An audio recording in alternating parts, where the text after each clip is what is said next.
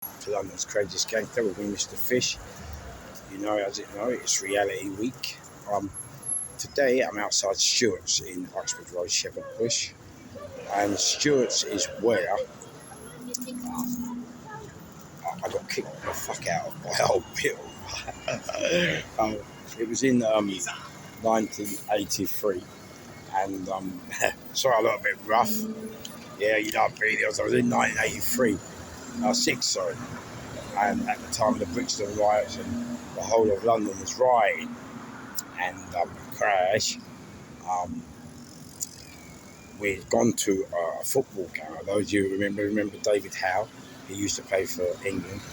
Well, he was also playing for a team up in Yeading, and we had the Yeading final. And a team from Shepherd Bush had gone to the final. And I remember while we were at the final, there was a group of lads from the other team, and they kept digging us out. And every time our players were, getting kicked and fouled, they were going, "Yeah, go on. They're only a bunch of mugs. They're only a bunch of mugs." So I'm sitting there, so I'm going back, like, yeah. When they're getting kicked, I'm going, yeah, they're only mugs. So anyway, we was outnumbered. I think it was their manner, yeah. And Ian, again, my mate Ian, and Tony remember. I'm going mugs. All of a sudden, they come after us. I've chinned one of them, innit? And the whole lot of them chased us around the football pitch in Yeading. So we've come back from Yeading, but it was at the time when the Southall riots was going on. And there was riots, little mini riots going all over. So we came to the bush and crashed. When we got to the bush, we thought, right, it was all kicking off. So we thought, right, let's join the riots. But in 1983, there used to be a lot of Irish because of the IRA and that. And they were big lumps, all plain clothes, open neck shirts and that. Yeah, as I went to kick off, three of them grabbed me. Yeah, they grabbed me in the doorway. Yeah, they got to the doorway here. Yeah, and they kicked the fuck out of me. I said, "Where you going? Crash, yeah." They kicked the fuck out of me. I had to laugh. But we got chased around the football pitch in Yeading, and then when we done them again, got back to the bush, started joining, saw it about kick-off. Fuck knows where these three Irish plain clothes come from. They grabbed me and they took me to the door and smashed the line out. I had to laugh. I'll tell you, it's hard work being a gangster. Yeah, it was funny. It was really hilarious. We've had quite down this street is Uxbridge Road. And we've had, I remember another time, I was down by Shepherd's Green, which is just at the end of this road. And what happened was,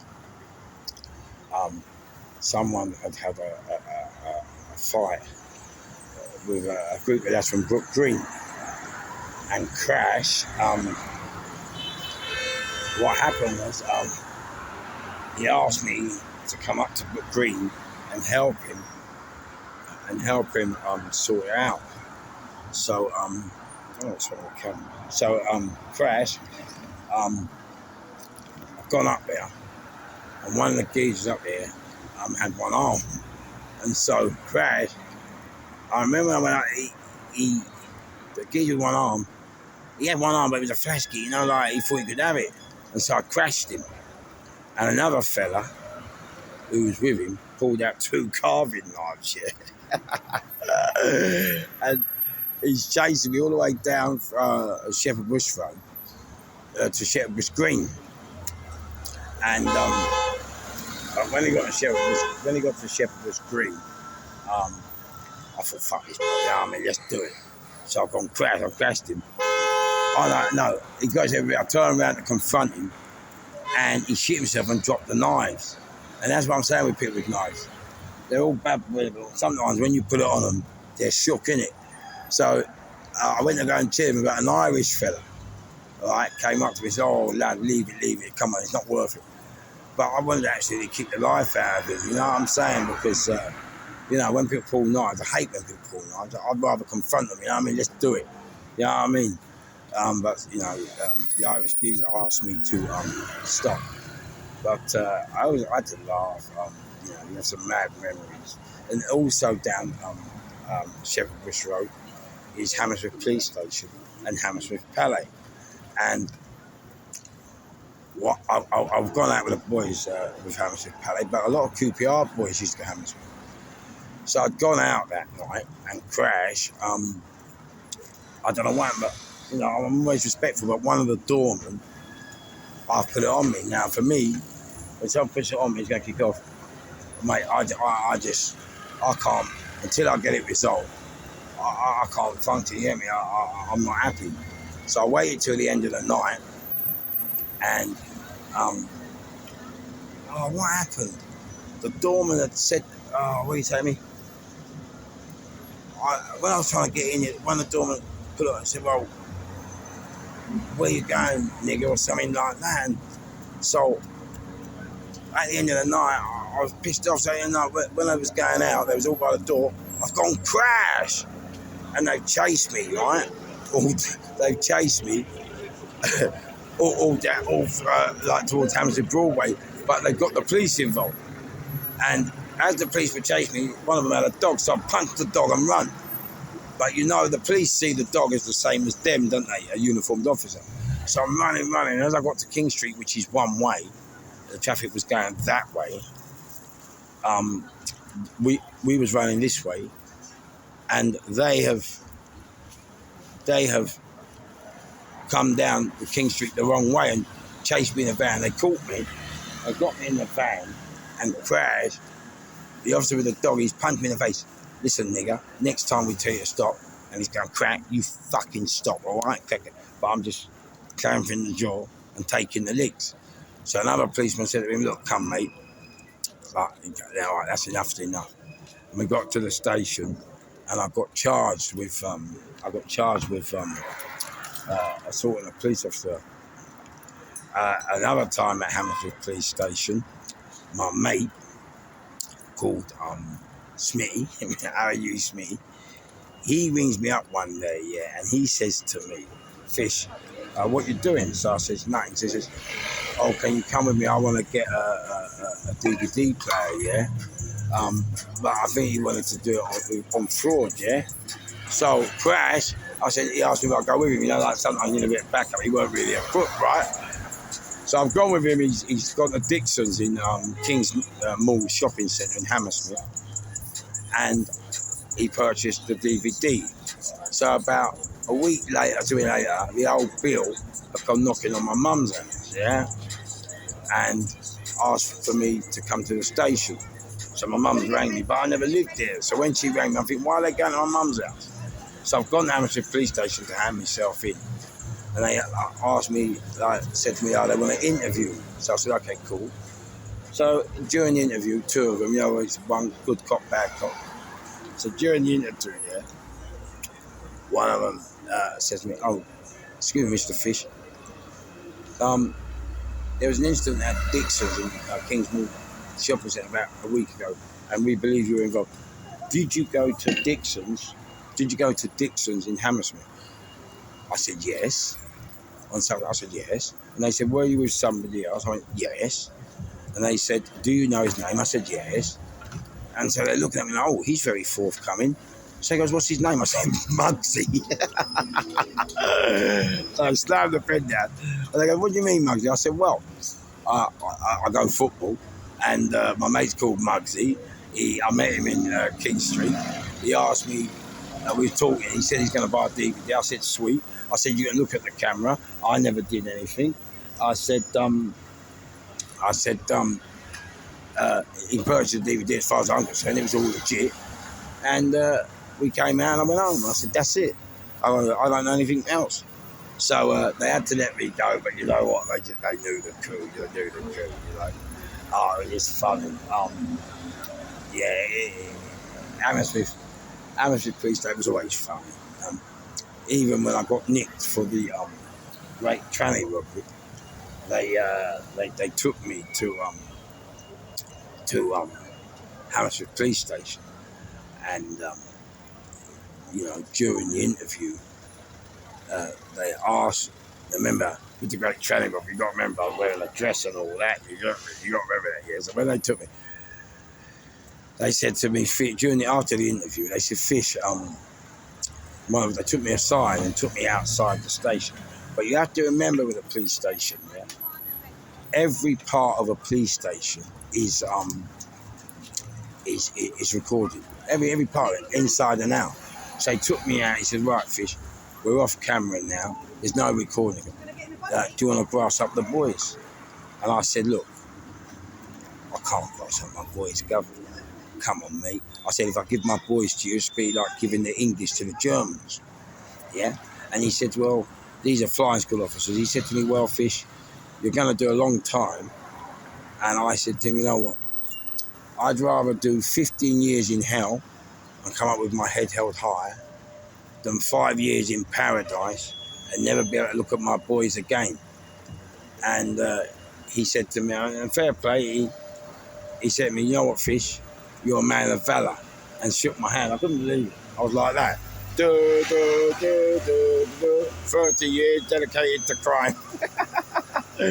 Yeah, that was quite a moment, that was.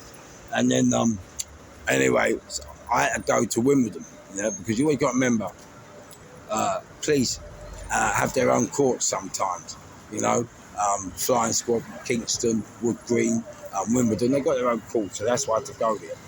And I never forget when I got in the car, they took me, I was with Flying Squad, they took me in a Lexus, gold Lexus. And the police, it was funny, Flying Squad, they're like us, they were all bearded and that, Foster's t-shirt, So I'm in the back all handcuffed, we're in the Lexus. So it was all traffic. So I said to them, can't we have the side light, the lights on? So the geezer sitting next to me, he said, "Here, can we have the lights on?" So he put the lights on. I'm lighting my head on, I'm going, "Yo, mate, gangsters, oh, we're going through all the traffic." And we got to Wimbledon. But the problem was, when we got to Wimbledon, my brief said to me, "Look, Fish, you've got to be careful." And I said, "Why?" And they goes, "You don't understand, there's a new sentence there." I said, "Yeah." She said, "Mate, you don't get it, there's a new sentence, it goes on forever." So I said, "Yeah." So she said, "No, you don't understand." I said, "Listen, love, if they're going to give it to you, they're going to give it. What can you do about it, yeah?" Like, that, yeah. So anyway, I've gone into the pool, and my dad said to me, I got in the court and I got an IPP 99-year sentence, and I got remanded. But my dad came down to me and said, "Oh, the Flying Squad gave you a good report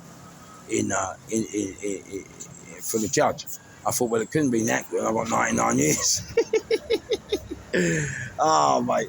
But, life has always been funny, and you always got to expect the consequence. And it's funny because today I had to go to probation, and today they have just taken the 99-year sentence off us because, the government decided to take off all the people that have been out and haven't been in trouble since. But as I said to them, I ain't been in trouble because I ain't been caught, So, Crash, it's quite mad now, so we're no longer IPP. And it was hard to sentence the IPP because they used to, I got nicked with the police gun, and so that police gun, they never ever forgave me. So what was happening was they kept, asking me, when I was on the bus, "Oh, what are you doing at Manchester Airport, Luton Airport? What are you doing here?" So it showed me they were on me. They've never forgiven me for that. So to have it lifted today, but it's quite, it's quite something. But for me, I never really understood the IPP sentence because I was always like,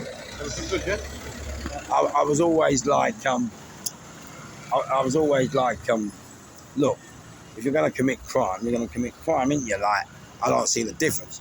What difference does it make whether you're an IPP or not? Like, you're still going to get burned, ain't you? Like, I never bothered me, the IPP. And I said to them today, I'd like to keep the IPP, and the probation looked at me like I'm off my nut. They're going, everybody else wants the IPP taken off, and you're the only one who wants to keep it. I said, yeah, you know, I treat it like an asphalt. They said, you're not supposed to love probation. I said, mate, it's all part of the game. So, yeah, it's quite weird today. Today's a funny day, you know, in terms of the IPP. But the whole joke is, how are you? How are you, son? All right. You good? I'm just doing an IPP. You know what's name died, didn't it? Who? James, Dustin's brother. Oh, no. Died Sorry. in Nigeria about 2 weeks ago. Oh, no. Sorry, another mate is just telling me that No, we can't go to his funeral. Yeah. In Nigeria. one of our, and the guy I'm talking to, can I show you? What? This guy, killer, and another true soldier from the bush. Wait, listen. See this guy. If you think my story, this guy made me look like I walk around the park. That's what I'm saying to people, yeah. After people I want to interview, I can't because they don't want it, but I'm telling you. I've got your number, you got my number. What do you want? If you want to come on. What? You want to do one? Yeah, ladies and gentlemen, let me show you. This guy is called Killer, and I'm telling you, I'm going to interview him. Let me tell you. See this guy? A proper soldier. This guy, let me tell you, mate, in the game. You know when all the others are shook? He was young and he was taking on the world. He was a G. So, see you, so get ready with Killer.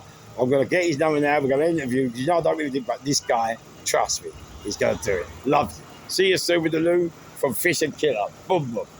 You got my number.